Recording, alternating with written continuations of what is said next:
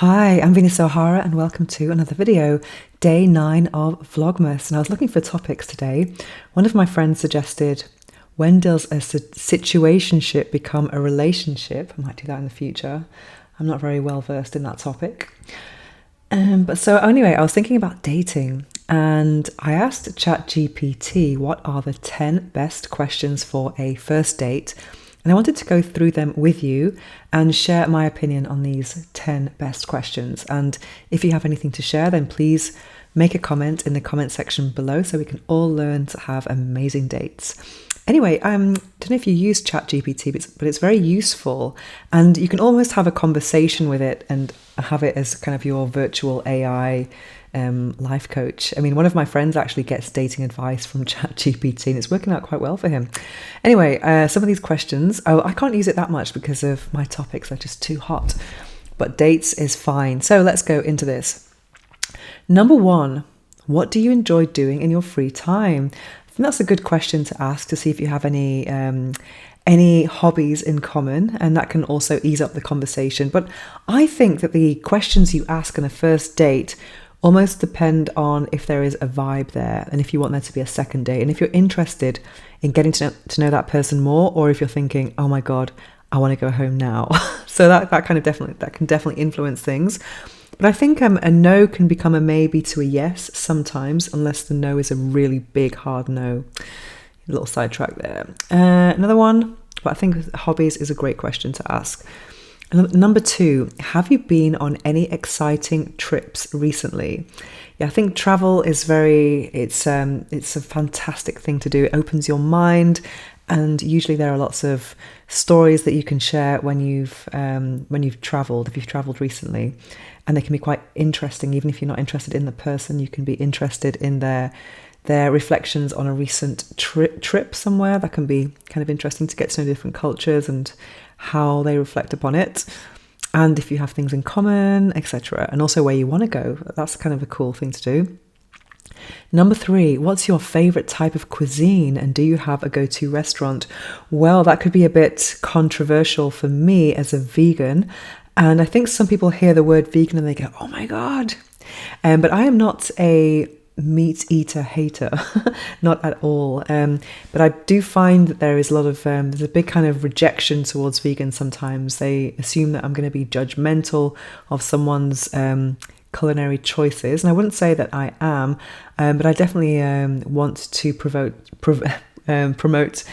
I was going to say provoke then, plant-based eating. I actually have a group called Conscious Connections here in Barcelona, which is not a vegan group, but we go to vegan restaurants. It's really nice to see meat eaters enjoy plant-based meals and genuinely enjoy them. So I think for me, that kind of conversation might be a little bit of, it could be quite provocative.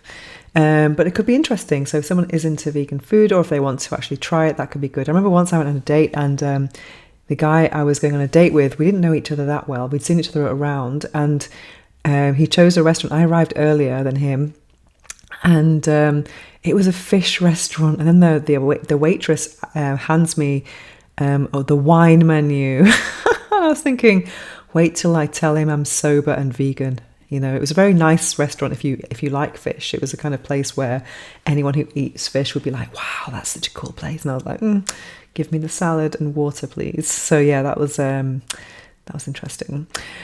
Then, do you have any favorite books, movies, or TV shows? I think that's a great question to ask. I mean, for me, I am a reader, so I'm always interested in connecting with other readers. One of the questions I ask every guest on my podcast is, what's the book that changed your life? And I think that's a good question to ask. And also, what's the last book you read? And what was the last series that you binge watched?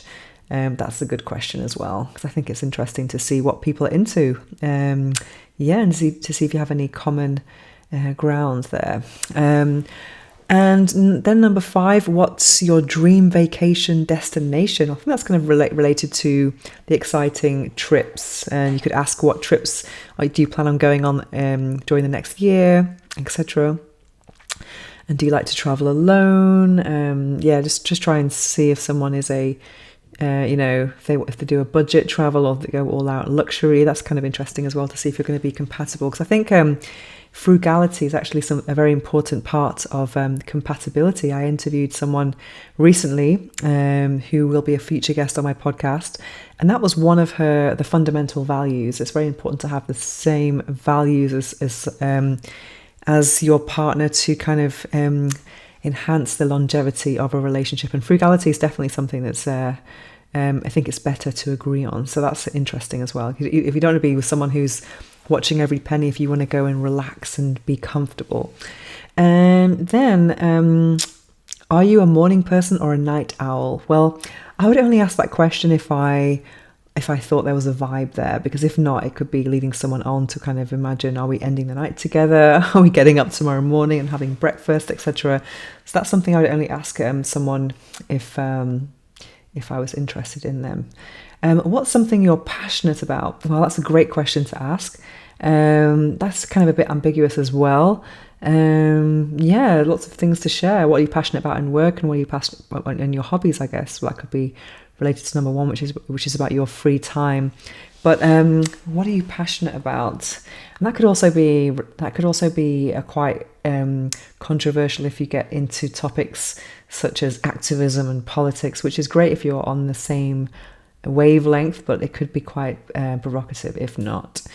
Yeah, and then another one, how do you handle stress or unwind after a long day? I think that's a really good question to see how someone rests. I think rest time is very important, and so that, someone does know how to rest, not just watching TV, but to do something a little bit more, let's say like meditation or reading or what have you, to see if you are aligned in those relaxation habits. That's interesting. And number 10, which I would only ask if there is a genuine vibe there, is what are you looking for in a relationship? I mean, that's quite... some people really want to go all in a first date, and they want to know, do you want to have kids? What's your life plan? Blah, blah, blah. I don't, that's not really my vibe. I just want to see first if there is a vibe, and then I think things will unfold with time. But what are you looking for on the first date? I'm not sure about that. I think you will know if there is a second date. Maybe on the second date, that could be a good question. Yeah, so what about you? What do you think is a good question to ask on the first date? And what do you think is a question that we shouldn't ask on a first date? I actually interviewed I've had so many interviews lately. I interviewed a dating coach the other day, and they said a good question would be, for example, instead of asking someone what do they do for a living, because that's bound to come up, ask them what inspired you to do that job or to choose this career. And that's a much deeper conversation to have. Yeah. So what about you? What do you think about questions for a first date, and how personal should you be? Let us know in the comments below. And that's my video for today, for day 9 of Vlogmas. Now we're back tomorrow with day 10. And if you have any suggestions for new videos, don't hesitate to contact me at venus@venusohara.org, and I'll be back mañana. Mwah. Thanks for watching.